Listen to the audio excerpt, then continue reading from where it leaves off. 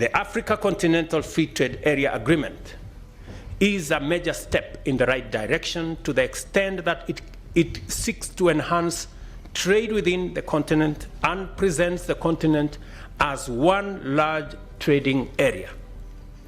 It is absolutely essential to set up a sound global regime of trade and market with robust incentives for low-emission production of goods and services with lower emissions.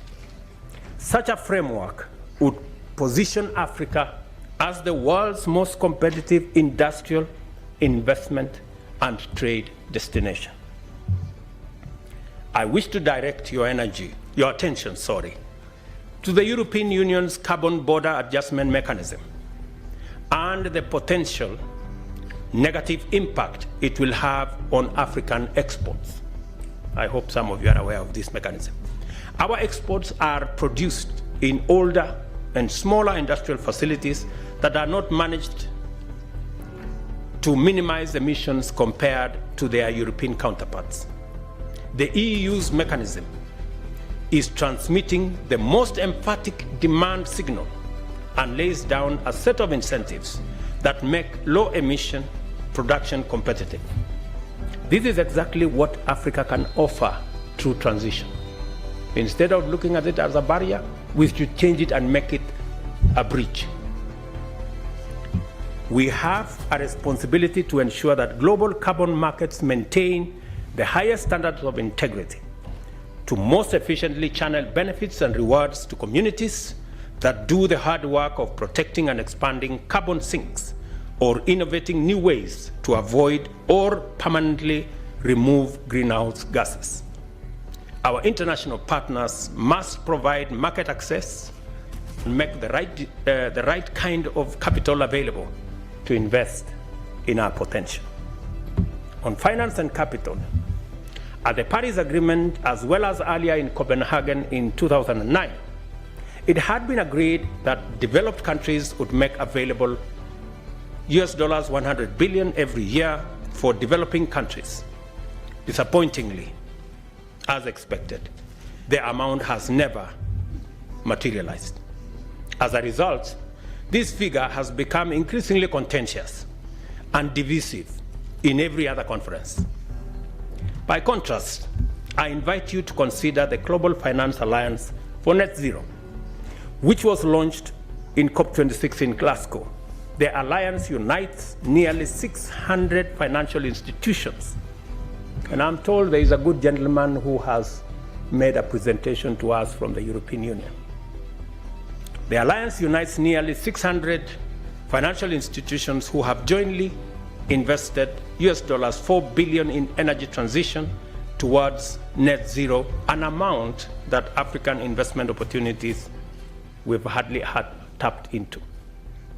This variety of capital that is out in search of green investment opportunities is tapping into a rapidly growing global demand. Other regions appreciate this opportunity and are charging ahead. For example, the United States Inflation Reduction Act provides nearly $370 billion in tax incentives and government spending towards clean energy and climate technology. The EU has made US $1 trillion available for the European Green Deal over and above new trade rules under the Carbon Border Adjustment Mechanism that make importers pay for the embedded carbon in their products. The planet simply cannot afford to channel a paltry 0.6% of renewable investment in Africa at a time when the continent is home to over 40% of the planet's best renewable energy resources. Our statistics on sustainability, efficiency, and green compliance are outstanding. I mentioned earlier that we can create energy access for all by 2030 while reducing total emissions related to energy generation by at least 80% and emissions per megawatt hour by well over 90% with only 30% investment. However, it entails a 40% higher upfront investment than the current policy pathway. If Africa is to be the green industrial powerhouse of the world, and there is no foreseeable alternative, much more investment has to be made available collectively by humanity. This position aligns very closely with the ongoing discussion in Bridgetown Initiative, which I am sure many of you are aware, whose principles, achievements, and aspirations we must applaud. A decision in line with the Bridgetown call for action to channel a greater proportion of global finance to emerging and frontier economies and link it closely with climate action would make necessary concessional capital available to de-risk and attract private investment. This is precisely the outcome that decades of economic distress and underdevelopment of the global South deserves and must have. Moreover, as the global financial reform movement considers debt restructuring, the sustainability of debt relief is a major shared concern. Many of the countries in debt distress benefited from debt relief according to the highly indebted poor countries in the 90s. It is clear, therefore, that debt relief did not automatically usher in significant economic growth. In fact, it didn't achieve much. To liberate economies from this vicious circle, positive growth that is sensitive to climate and biodiversity agenda is needed. This is growth that builds on all our assets. African countries possess inherent competitive potential to emerge as clean, green, global manufacturing hubs. And that's the unique position we have. Instead of all the games being played, all we need to do, we are telling the world, we have our assets, we are willing to have a win-win engagement. We have the largest green energy potential, resources.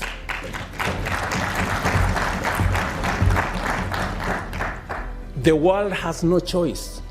We cannot continue the fossil fuel fired industrialization. It has to change.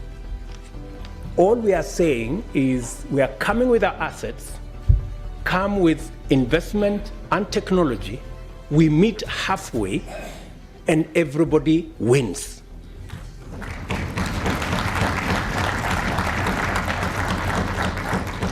That's all we are saying. We are tired of complaining. We are tired of being victims. We want to be part of the solution. Don't consign Africa to the margins of problems and being victims and managing adaptation. We have better proposals that can get all of us out of the quagmire that we are all in.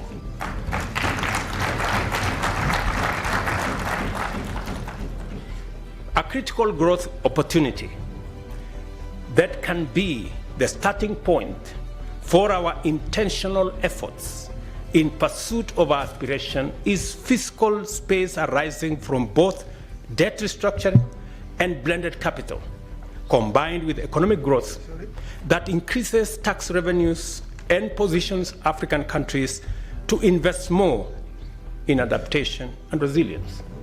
Once we have a win-win, once we are making money, once we are engaged in economic activity, we can take care of the adaptation. We can take care of resilience. Don't bring resilience into the equation to fool anybody that we are going to get anywhere with money for adaptation. You know, we are managing a problem. We want to be part of the solution. Don't consign us to managing a problem.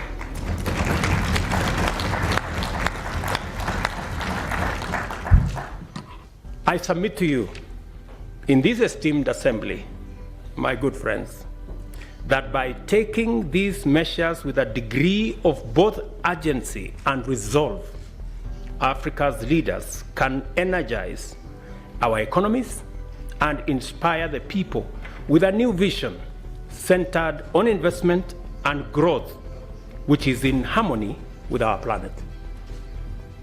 In doing so, our generation will have discharged a tremendous historic developmental mandate while realizing our common global ambition to arrest and ultimately reverse climate change.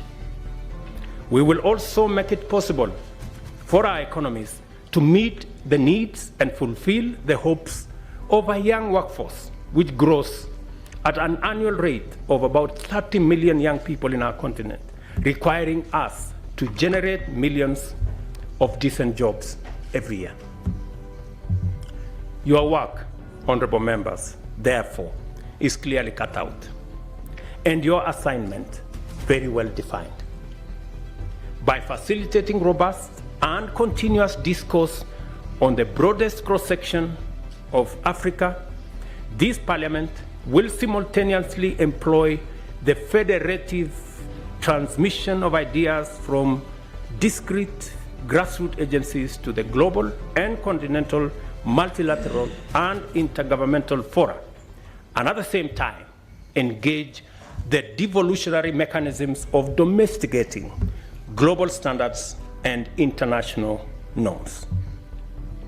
Although the theme of this session is the African continent at crossroads, our discussion has enlarged our field of deliberation to encapsulate possibilities that transcend our defining dilemma of past decades. For a while, Africa has struggled with an implied trade-off between economic growth and prosperity on one hand, and environmental sustainability on the other. We can now agree that given the transitional imperative, it is possible for Africa to execute clean, green industrialization that can enable the rest of the world attain the net zero target as well. We finally have the answer to the dilemma, and with it, our way out of the thematic crossroads. Simply, Africa is the answer. We don't have to be at the crossroads. If Africa is indeed the young green continent of the future and the locus of the next industrial revolution, Africa's solutions are no longer restricted to Africa's problems. They also address humanity's problems effectively, global problems effectively. So we can confidently say that African solutions can actually provide global solutions.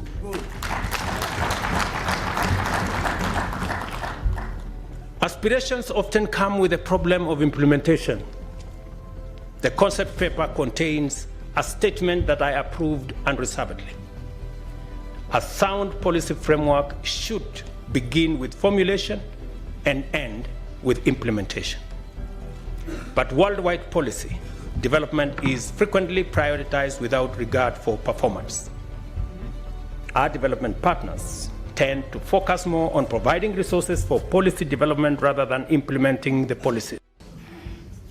This situation has resulted in heaps of policy documents gathering clouds of dust on the shelves of government offices. As legislators, you are mandated not only to formulate law and policy, but also to rigorously oversee their implementation. To ensure that the African Union performs at the level of its aspirations, it will be necessary for you, as legislators, representatives, and overseers, to make sure that it empowers itself with sufficient capacity. Otherwise, African solutions, Agenda 2063, the African Continental Free Trade Area, and the young, clean, green continent of the future will remain a mere pipe dream. I want to persuade you. The power you enjoy today is delegated to you. The authority you enjoy today is delegated to you by the people of our continent. And let me remind you that the authority that you wield comes with responsibility. And responsibility comes with accountability. Our Africa Union, we have to rethink the architecture, the governance structure of our Africa Union. This parliament must provide the accountability mechanisms to make sure that all the structures of the Africa Union ultimately are answerable to the people of this continent.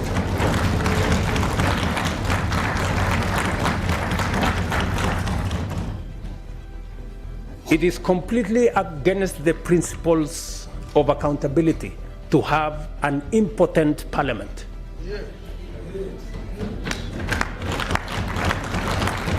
A parliament that cannot approve the budget of our organization. A parliament that cannot hold to account the executives in our administration is not the kind of parliament the people of Africa envisaged. Is not the kind of parliament our forefathers envisaged when constituting our union. Let me also say the following, that as nations, the whole reform agenda around the AU is a necessary imperative.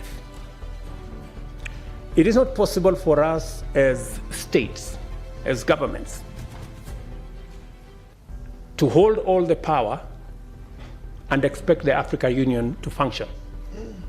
We must be courageous enough, we must be bold enough to delegate some of the powers of our nations to the collective body of the African Union. That is what other progressive unions have done.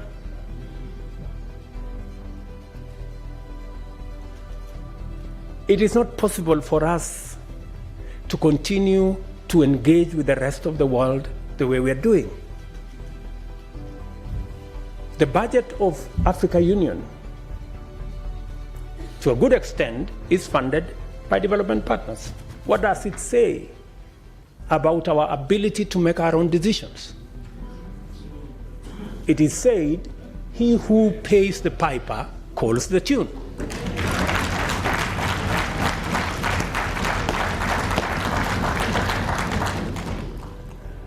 As things stand today, and I say this with tremendous respect, the Africa Commission Chair, the Africa Union Commission Chair, does not have what it takes to prosecute the agenda for our continent. We still hold all the power as heads of state and expect the union to function. It cannot function. We have to donate some of the power to the collective authority of the union. I had occasion, let me explain to you something. I had occasion a few weeks ago to talk with the German Chancellor. And he was explaining to me how Germany has donated matters trade, matters investment to the European Union. And they have immensely benefited by working together as 27 governments, 475 million people. In our continent, we still want to keep all the powers in our little corners. How are we going to negotiate with EU as a country? How are you going to negotiate? And this is the candid conversation we must have. The PanAfrican Parliament must operate at the same level as the European Parliament. If we have to engage with the European Union on a platform as equals,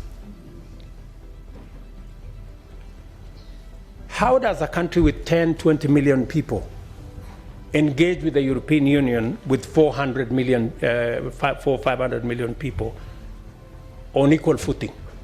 Is that a reality? We just must be honest to ourselves. The globe is acting in concert. We cannot afford not to act together. Good people, this is my request to you. And our organization must begin to internalize accountability. If you want to wield power, if you want to wield authority, you must be ready to be held to account. Otherwise, you have no business. And the organization to hold the African Union to account is this Parliament.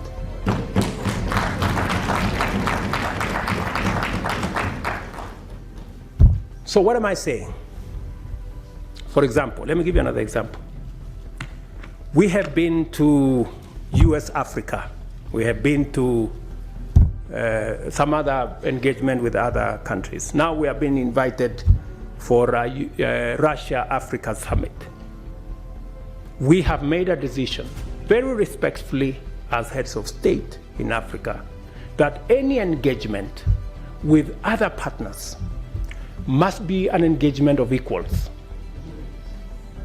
And for it to be meaningful, if we are going to meet the president of a country, we have organized ourselves that the Troika is going to represent Africa.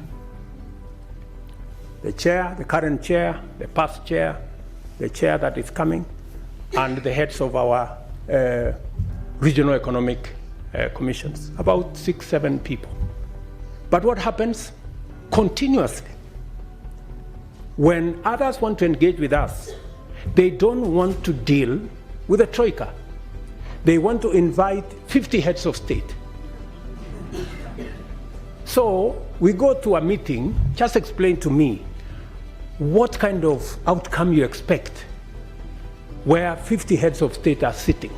Everybody is asked for speak to 1.5 minutes. You speak to for 1.5 minutes. What kind of engagement are you going to get? You're going to get nothing, right? The best that you get is photographs.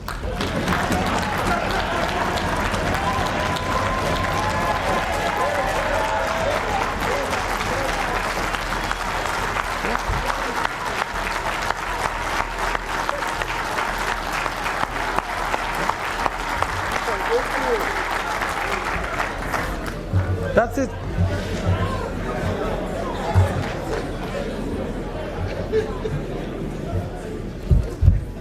Precisely. You get these photographs, they normally line us up somewhere, crowd of 50 heads of state, and that's all we come home with, because there isn't time to engage. Any serious country that wants to engage with Africa, must respect first our architecture. If we have said we are going to be represented by the Troika, why are you inviting 50 people unless you want to sabotage the whole discussion?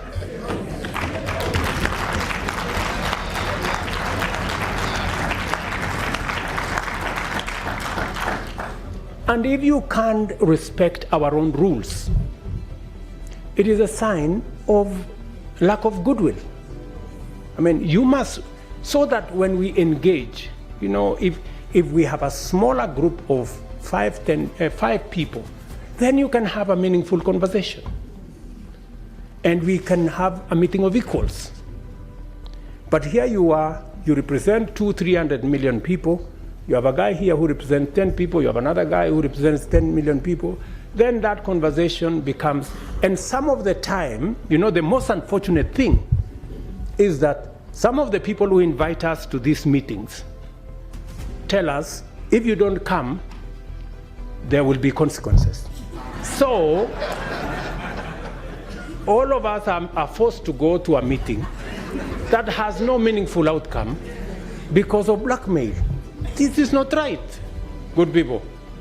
You know, this is not okay, you know? So, I have written to my brother who was here the other day that this time round, any other invitation, it must respect the rules of our continent. We have said any meaningful engagement, anybody who wants us to take them seriously, they must first respect our architecture. If they want a fruitful engagement, they should engage our continent in a manner that we can effectively represent our people and we can effectively discharge our mandate and articulate our issues, not in a crowd. We want to be effective. We want to engage, you know? So if you are one head of state and you want to engage all these people, surely, are you sincere, you know, in engaging in a crowd? Because some of these good people, they want to avoid any commitments, you know? They want to avoid any meaningful engagement. They just want a baraza and okay, pictures, and then we go. Dinner, and then, I mean, good people, we have food in our countries, at least. We can eat at home.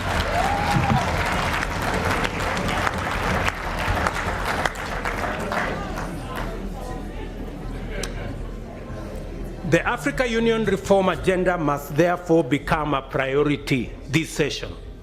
And you must, members of parliament, you must interrogate and conduct the process to ensure that structurally the roles of the Bureau, Summit, committees, regional caucuses, Secretariat, and Commission are rationalized to give Africa a fit-for-purpose continental governing body worth its name.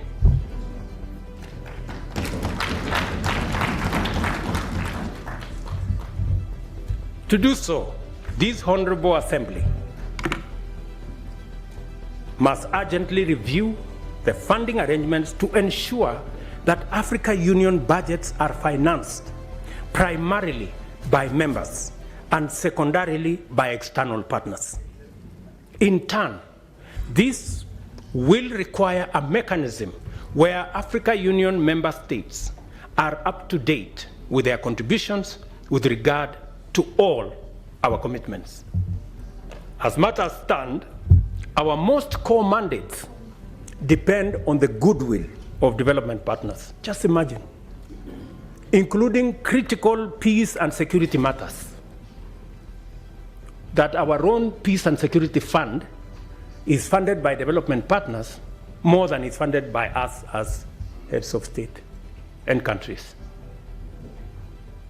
Good people, this needs to change. Africa's solutions must look like solutions. And in principle, they ought to emanate from us. How do we say we are providing African solutions if it is funded by development partners?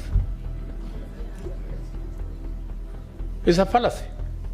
It means we have no capacity to provide Africa solutions if it is being funded by others. A case in point, we have a situation in Sudan.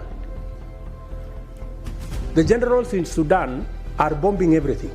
They are bombing roads, they are bombing bridges, they are bombing hospitals, they are destroying airports, using military hardware bought by African money. Just imagine. We need to tell those generals to stop the nonsense. Yeah.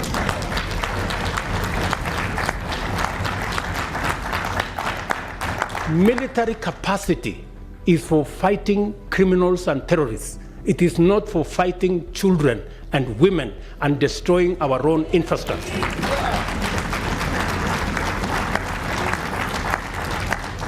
But as it is, we have no capacity to stop this nonsense in our own continent because our own peace and security fund is funded by others. We have a problem.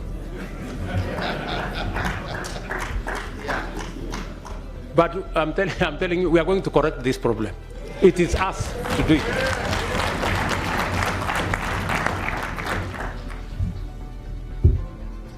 Let me also tell you that I think we're going to have a new, and we need your help. You know, we need your support. You must take up your role.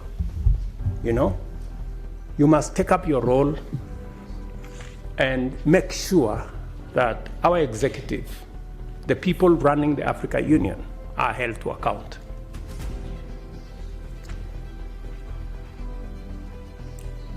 With this vision in mind, I sought and was privileged to receive the approval of the African Heads of State and Government Summit to have the honor of hosting the Africa Climate Summit in Nairobi this year in September. This will be a major gathering of African and global leaders to deliberate and consolidate a clear African position and clear African voice as we project our agenda in the global stock-take engagements and the build-up to COP28. The summit also provides an opportunity to highlight and forge consensus on the modalities of unlocking Africa's vast potential to positively impact the climate agenda and rally the world to tap into the numerous opportunities that Africa presents towards global net zero. This will not be another morning summit where we are mourning about our situation. We are going to boldly tell the world we will contribute positively to a solution, and we have what it takes. I invite you all to Nairobi to join us at that summit and to take part in that broader journey and vision for Africa to hold meaningful discussions with global partners.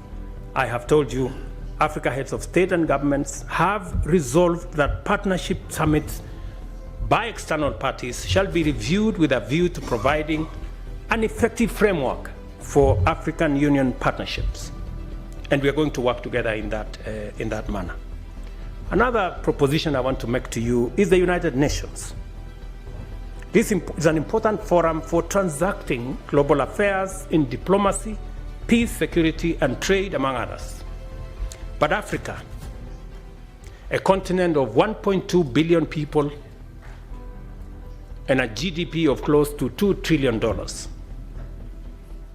finds itself disadvantaged by the current configuration of the UN Security Council, a configuration that was established 80 years ago, before the Second World War.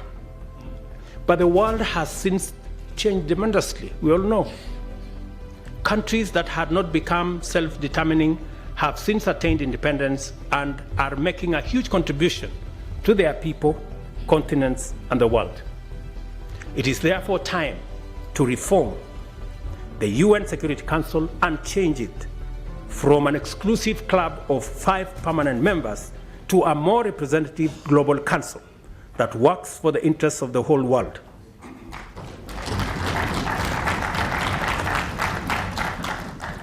We have said Africa must have, at the minimum, 2 permanent seats at the Security Council.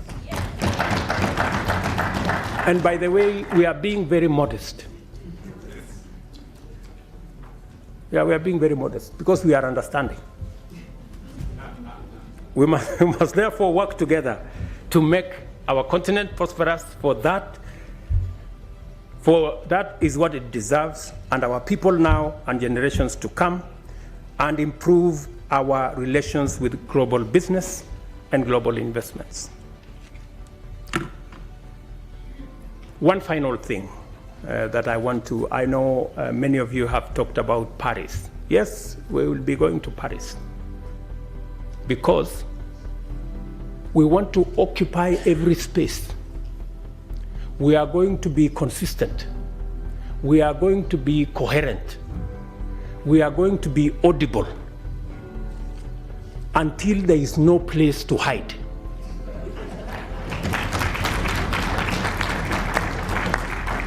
Yeah?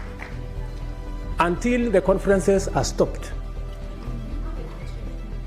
Otherwise, we will make them noisy, we will make them messy, and there will be consequences.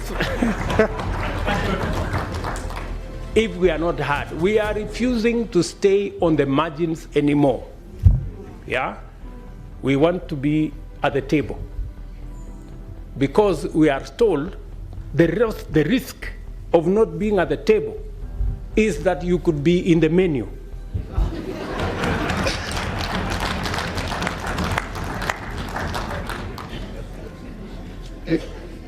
Do you understand? So, we are going to occupy every space. And we have been gentlemen for far too long. We are now going to appropriate our place because we have a contribution to make. Ladies and gentlemen, thank you very much for listening to me. I don't take it for granted. And God bless you.